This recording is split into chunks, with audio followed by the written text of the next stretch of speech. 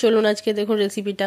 তো এইখানে আমি গাজর নিয়েছি, তো গাজরটাকে এই মোটা মোটা দিক দিয়ে গ্রেট করে নেবো। আর এখানে আধ বাটির মতো গোবিন্দভোগ চাল নিয়ে নিয়েছি, আর 3 প্যাকেট দুধ নিয়েছি, আর এখানে ঘি দিয়ে দিয়েছি 3 চামচ। এবার আমি গাজরটা দিয়ে দিলাম গ্রেট করা। এবার একটু নেড়ে চেড়ে ভেজে নেব। এবার আমি দিয়ে দেবো কাজুগুলো।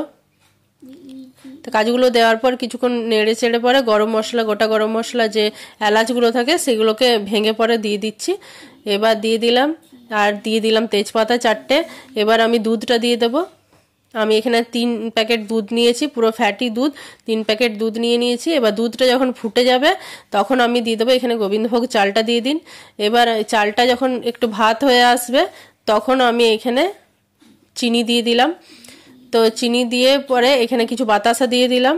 এবার আমি দিয়ে দেবো, দেখুন দেখে নিন, কাজু আর এখানে গোবিন্দভোগ চাল দুধের সাথে ভিজিয়ে রেখেছিলাম, এটা পরে পেস্ট বানিয়ে দিয়ে দেবো। আর এখানে দেখুন ভাতটা পুরো ফুটে গেছে।